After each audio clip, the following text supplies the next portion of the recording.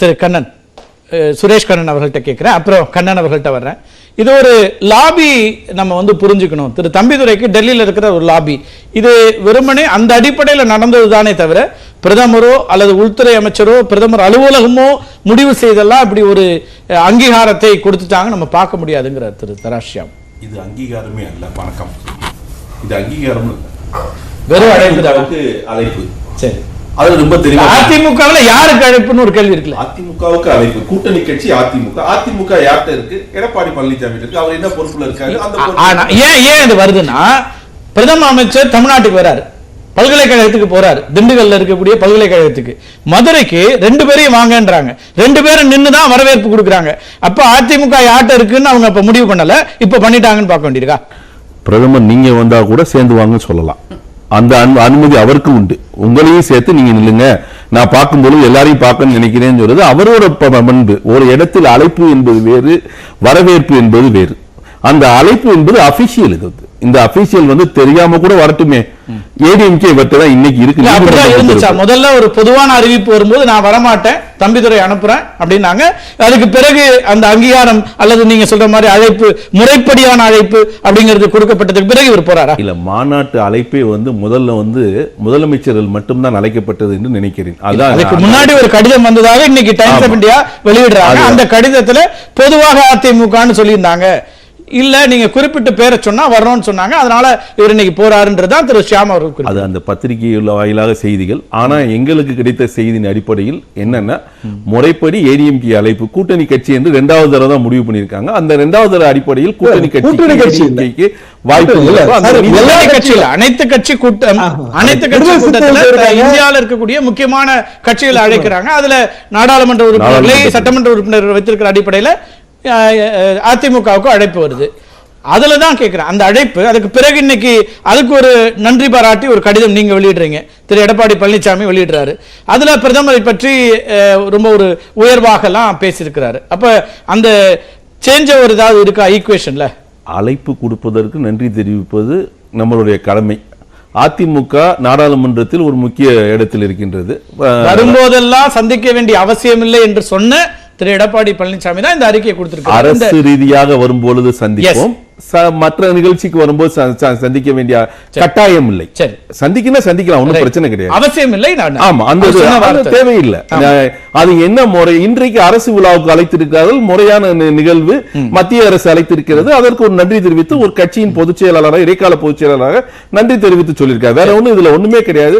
நிகழ்வு அப்படியே இருக்கின்றது. அதிமுக பிஜேபி உறவு அப்படியே இருக்கின்றது. அதிமுக தலைமையில் 2 வாரத்துக்கு முன்னாடி இருக்கக்கூடிய அல்லது 3 வாரங்களுக்கு முன்னாடி இருக்கக்கூடிய சொல்லதிகாரத்தில் திரு சுரேஷ் கண்ணன் தான் அழுத்தமா பல்வேறு விஷயங்களை பதிவு செய்தார். அன்னையில இருந்து இன்னைக்கு காட்சி மாறி இருக்கான்னு மட்டும் தான் நான் கேட்கிறேன். இல்ல, காட்சி ஒன்னே ஒண்ணுதான். முடிவு எடுக்கும் இடத்தில் பிஜேபி இருக்குன்னு அன்னைக்கே நான் சொன்னேன். அவங்க அதிமுக சேரணும்னு நினைச்சாங்கன்னா நினைச்சிருக்காங்க இந்த கடிதம் மூலமா. இப்ப இந்த கடிதத்தில் அவங்க அப்படித்தான் அர்த்தம். அவங்க இல்ல, அட்லீஸ்ட் எப்படினாலும் எல்லாருக்கும் ஒண்ணு, பிரதமர் அலுவலகத்தில் ஒன்னும் தெரியாதவங்க உட்கார்ந்து இருக்க வாய்ப்பே கிடையாது. ஏன்னா இவங்க எப்படினாலும் அவங்க இன்னொருத்தர் இருக்காங்க, அவங்களுக்கு இன்னைக்கு 2 பேருக்கு அழைப்பு அந்த நிகழ்ச்சியை வேற மாதிரி இருந்திருக்கும். தம்பிதுரை கலந்திருக்காரான்னு தெரியாது இன்னைக்கு. ஆனா முறைப்படி அவங்க தலைமை யாரு? ஏன்னா நீதிமன்ற உத்தரவு, இன்றைக்கு நீதிமன்ற உத்தரவு இருக்கின்றது. அதன் அடிப்படையில் கொடுப்ப காட்சி மாறுவதில்லை.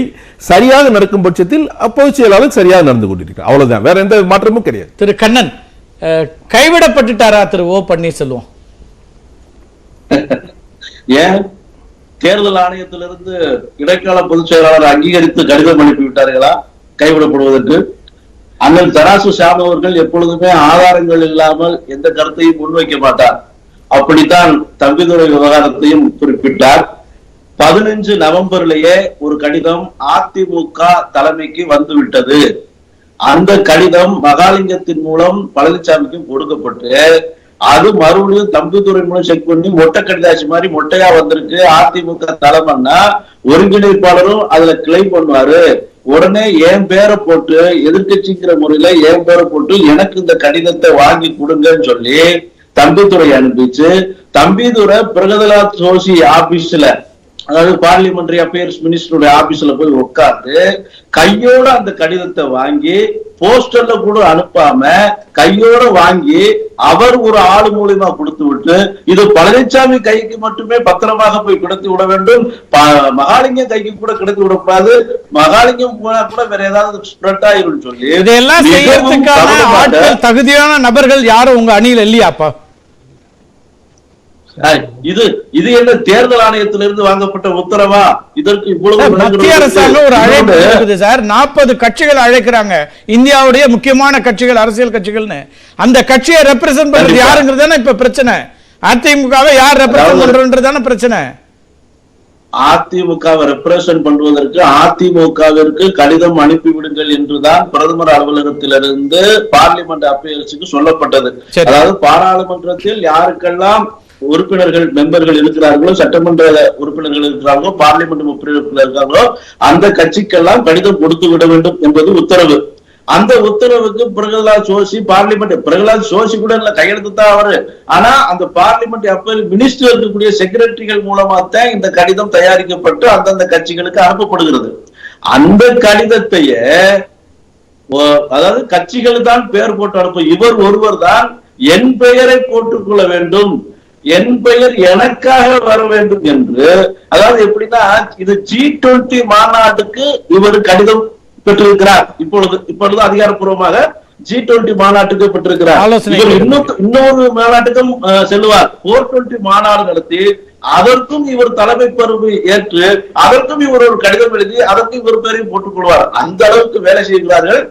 இந்த கடிதம் வந்துவிட்டதாக மத்திய அரசாங்கத்திலிருந்து வரக்கூடிய கடிதம், அந்த கடிதத்துல யாராவது ஏதாவது ஒண்ணு செஞ்சிட முடியுமா? நீங்க சொல்றது வந்து ஏதோ ஒரு ஒரு கடந்து போறக்கூடிய விஷயமா இல்லையா? அது இல்ல, அதுக்கு சொல்றேன் நானு. இது உண்மையிலே மத்திய அரசிலிருந்து வர்ற கடிதம், ஒரு பார்லிமெண்டரி அஃபேர்ஸ்ல இருந்து வரக்கூடிய கடிதம், அதிகாரப்பூர்வமான கடிதம், உண்மைதான், ஒத்துக்கொள்வோம். ஆனால் இந்த கடிதம் எப்படி பெறப்படுகிறது? ஏற்கனவே ஒரு கட்சிக்கு ஒரு கடிதம் கொடுக்கப்பட்ட அந்த கேள்விதான் மீண்டும் வைக்கிறீங்க. இந்த கடிதத்தை பெறுவது தன்னோட பேர்ல பெறுவதுங்கிற இடத்துக்கு தான் திரு எடப்பாடி பழனிசாமி வராரா? கட்சியை தானே முக்கியம், தனி மனிதர் முக்கியமாங்கிற கேள்வி அவர் முன்வைக்கிறார். முதல்ல அவங்க வந்து அந்த கடிதம் மத்திய அரசுல இருந்து வந்ததுன்னு ஒத்துக்கிட்டாங்களா இல்லையான்னு கேட்டுக்கங்க. இங்கனக்குள்ள இருக்க கம்ப்யூட்டர் சென்டர்ல பேர் மாத்திர மாதிரி இல்லன்னு சொல்லலையா? இல்ல அப்படி சொல்லிட போறாங்க. இங்கனக்குள்ள வந்து எடப்பாடி பழனிசாமி பேரை மாத்திட்டாங்கன்னு சொல்லிடாம அந்த அணி அப்படித்தான் பேசுவாங்க. முதல்ல ஒரு விஷயம், அங்கீகரிக்கப்பட்ட அதிமுக நீதிமன்றத்துல இன்றைக்கு அதிமுகனா இவர் தான் பொதுச் செயலாளர் இருக்காரு. அதன் அடிப்படையில் அதிமுகவை அங்கீகரித்து கொடுத்தது யார் என பொதுச் செயலாளர் போட்டா பொதுச் செயலாளர் இலைக்கால பொதுச் செயலாளர் போடணும். ஏதாவது ஒரு அடையாளம் கட்சிக்கு அதிமுக கட்சியினுடைய பொதுச் செயலாளர் தலைவர் கிடையாது. இப்ப கட்சிக்கு அனுப்பும் போது நீங்க ரெப்ரசென்ட் பண்ணா போக வேண்டியதுதானே. அதுல தனிப்பட்ட முறையில இன்னாருக்கு தான் வரணும்னு ஏன் கேக்குறீங்க? பொதுச் செயலாளர் போட்டு வந்திருந்தா கட்டாயம் அங்கீகரித்து இருப்பார்கள். எதுவுமே இல்லாம ஏடிஎம்கே போட்டு வந்தா 4 பேர் நீங்க தானே ஏடிஎம்கே போட்டு வந்தா உங்களுக்கு ஏன் அந்த சந்தேகம் வருதுன்ற? நாங்க தான் அபிஷியலா கொடுங்க. ஏன் இப்ப பேரை போட்டு கொடுப்பதில் என்ன தவறு இருக்கு? அபிஷியலா கொடுங்கன்றது அபிஷியலா அதிமுகவுக்கு அழைப்பு. அது என்ன சிக்கல்? சிக்கலே இல்லையே. கேட்கப்பட்டிருந்தால் கொடுக்கப்பட்டிருக்கலாம். அவங்க சிக்கல் கொடுத்திருக்க மாட்டாங்கல்ல. இப்ப சிக்கல் இருக்கு நீங்க ஃபீல் பண்ணீங்கன்னா அவங்க நாங்க பொறுப்புல நீங்க வந்து அத சிக்கலோ அல்லது இது அங்கீகாரத்துக்கான ஒரு வாய்ப்புன்னு நினைச்சுதானே நீங்க உங்க பேர்ல கேக்குறீங்க. அரசியல்ல எல்லாமே அங்கீகாரம் வேண்டும். இது என்ன சொன்னீங்க? அததான் சொன்னேன். இது அங்கீகாரம் அல்ல, வெறும் அழைப்புன்னு திரு சுரேஷ் கண்ணன் சொன்னாரு. இன்னைக்கு இப்ப ஓகே, அதான் நான் சொல்றேன். அரசியல்ல எல்லாவற்றுக்கும் அங்கீகாரம் வேண்டும். அதுல மாற்றம் கிடையாது. அதிமுக அங்கீகாரம், அதுல எங்க சிக்கல் இருக்கு? இப்ப அங்கீகாரம் இருக்குதானே. அதான் அங்கீகாரத்தை தான் கேட்டு பெற்றிருந்தால் கேட்டு பெற்றுவது தவறு இல்லைன்னு கேட்கிறேன். இது தேர்தல் ஆணையத்தினுடைய கடிதம் இல்ல. என்ன அங்கீகாரம்? வருத்தப்படுறாங்க? இல்ல வருத்தப்பட வேண்டியது இல்லையே. நாங்க வருத்தப்படல. இல்ல எடப்பாடியார் பேர்ல வந்ததை பத்தி இந்நேரம் சொல்ல வேண்டியதான. எங்க பேர்ல வந்திருக்கோம், நாங்க தானே ஒருங்கிணைப்பாளர். நீங்க சட்டப்படி நீங்க ஒருங்கிணைப்பாளர்ல இன்னும் தேர்தல் ஆணையத்துல எங்களுக்கு வெப்சைட்ல இல்ல கேளுங்க. நீங்க மத்திய அரசை கேளுங்க. இல்ல ஒருங்கிணைப்பாளர் நீங்கன்னா உங்களுக்கு தானே கடிதம் வரணும்னு கேக்குறாரு.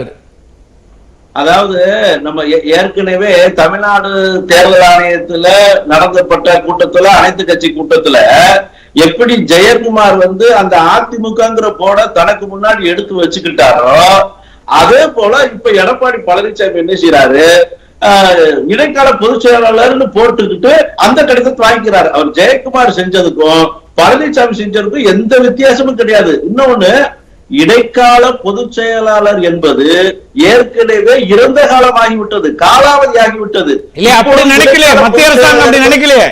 கடிதம் மத்திய அரசாங்கம் இடைக்கால பொதுச் செயலாளர் திரு எடப்பாடி பழனிசாமி கொடுக்குது. மத்திய அரசு கொடுத்துட்டால் அது சுப்ரீம் கோர்ட்டால் ஏத்துக்கிடப்படுமா, ஒத்துக்கொள்ளப்படுமா? மத்திய அரசு அப்ப கொடுத்துட்டா அப்ப கண்ணன் சொல்றது மட்டும் ஏத்துப்பாங்களா? மத்திய அரசாங்கம் சொல்றதே ஏத்துக்க கூடாது அப்படின்னா திரு கண்ணனோ அல்லது அவர் சார்ந்தவர்களோ சொல்றது மட்டும் ஏத்துப்பாங்களா? இது ஒரு கடிதத்துல ஒரு தலைப்பு செய்தி மாதிரி போட்டு ஒரு பத்திரிகை உங்களுக்கு கொடுக்கறேன்னா மொட்டை கடிதாசியா கொடுத்தா என்ன, குணசேகரன் அந்த கடிதத்தையா உங்களுக்கு தரணும்ல சார்?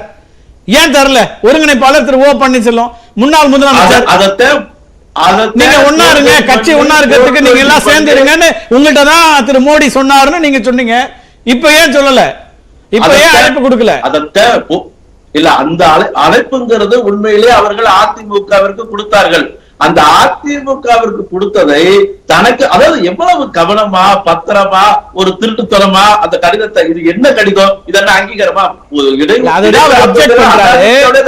மத்திய அரசாங்கத்தினுடைய பிரதமர் அலுவலகத்திலிருந்து வரக்கூடிய ஒரு கடிதத்தை ஏதோ பக்கத்து தெருவில் ரெடி பண்ணி கொடுத்த மாதிரி அவர் பேசுறாருன்னு சொல்றாரு திரு சுரேஷ் கண்ணன். அப்படி இல்லையா? அதாவது இடைக்கால பொதுச் செயலாளர் என்பது அண்ணா திராவிட முன்னேற்ற கழகத்தில் இல்லாத ஒரு பதவி. அப்படி ஒரு பதவியை, இல்லாத ஒரு பதவியை செல்லாத ஒரு பொதுக்குழு மூலம் தேர்ந்தெடுத்து அந்த பதவி மத்திய அரசு மேல போய் வழக்கு போடுங்க. காலாவதி ஆகிவிட்டது. அந்த இடைக்கால பொதுச் செயலர் காலாவதி ஆகி இறந்த காலமாகி இடைக்கால பொதுச் செயலாளர் என்பது எதிர்காலத்துல பயணிக்க முடியாத ஒரு சூழ்நிலைக்கு வந்த அந்த பதவியை போட்டுக்கிட்டு வந்த ஒரு கடிதத்தை வச்சுக்கிட்டு இவங்களுக்கு கொந்தளிக்கிறதோ கும்பாலம் போடுறதோ, அடையப்பா இத பாக்குறதுக்கு நகைச்சுவாய்த்தான் இருக்கிறது. இந்த கடிதத்துக்கு இவ்வளவு ஆர்ப்பாட்டமா? செல்லாத கடிதத்திற்கு. சரி, பேசலாம். என்ன ஆர்கே, ஒரு கடிதத்துக்கு இவ்வளவு பெரிய ஆர்ப்பாட்டமான்னு கேட்கிறாரு. இதை எப்படி பார்க்க வேண்டியது? நான் முதல்ல இருந்து ஆரம்பிக்கிறேன். சரி, G20 வந்து இந்தியா பிரசிடென்சி வருது. இது ஏதோ பெரிய ஒரு விழாவாக ஒரு கொண்டாட்டம் வந்து நடந்து கொண்டிருக்கிறது. ஏதோ நம்ம வந்து உலகத்திலேயே பெரிய நாடாக, உலகத்தில் இருக்கின்ற G20 இருக்கின்ற நாடுகள் அனைவரும் வந்து இந்தியாவை வந்து எலெக்ட் பண்ணதாக ஒரு தோரணை கொடுக்கிறார்கள். அப்ப அதனுடைய அந்த நீட்சியாக என்ன நடக்குது? எடப்பாடி பழனிசாமி ஒரு கடிதம் எழுதியிருக்காரு பிரதமருக்கு. சொல்றாரு, உலக அரங்கில் வளர்ச்சி அடைந்த மற்றும் வளரும் நாடுகளின் பொருளாதாரங்களை ஒருங்கிணைப்பதற்காக உருவப்பட்ட G20 அமைப்பு நாடுகளின் தலைமை பொறுப்பை இந்தியா ஏற்பதற்கான சூழ்நிலையை உருவாக்கி வெற்றி பெற்ற மாண்புமிகு பாரத பிரதமர் நரேந்திர மோடி அவர்களுக்கு அதிமுக சார்பாக எனது நன்றியையும் வாழ்த்துக்களையும் தெரிவித்துக் கொள்கிறேன்.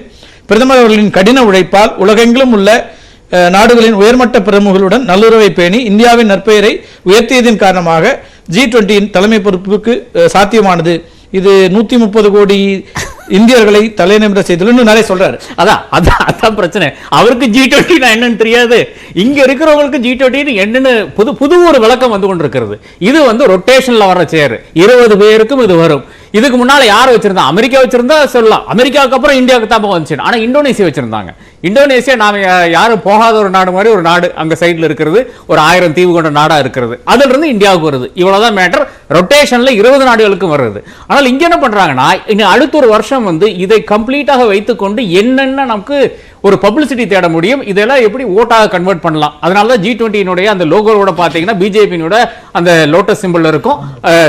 கலர் பாத்தீங்கன்னா கம்ப்ளீட்டாக ஆரஞ்சு, அதுக்கப்புறம் கிரீன், கம்ப்ளீட்டா இது பிஜேபியோட பிளாக்.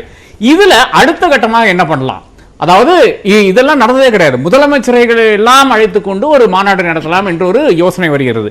அப்போ அதுலயே அவங்க வந்து ஃபர்ஸ்ட் நிறுத்தி விட்டார்கள். அப்போ முதல் அழைப்பு யாருக்கு வந்து பாத்தீங்கன்னா எல்லா முதலமைச்சர்களுக்கும் வந்துருது. அதன் பின்னால்தான் அது வந்து விரிவுபடுத்த வேண்டும். ஏன்னா முதலமைச்சர்களை மட்டும் கூப்பிட்டீங்கன்னா நீங்க முதலமைச்சர்களுக்கு மட்டும் ஒரு இம்பார்ட்டன்ஸ் கொடுக்குற மாதிரி ஆயிரும்.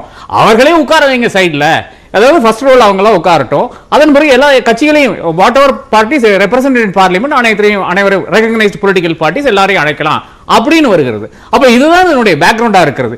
இதுல வந்து நாம என்ன சண்டை போட்டு கொண்டு விட்டுருக்கோம் பார்த்தீங்கன்னா, அதிமுகவுக்கு அழைப்பு வந்ததா இல்லையான்றதுதான். அதிமுகவுக்கு நிச்சயமாக கண்டிப்பாக அழைப்பு வரும். ஏனென்றால் அவ்வளவு 30 வருஷம் இங்க அதிகாரத்தில் இருந்த கட்சி, நிச்சயமாக அது இன்னும் ஒரு அரசியல் கட்சியாக ஒரு சட்டமன்ற உறுப்பினர்கள் 66 பேர் வச்சிருக்க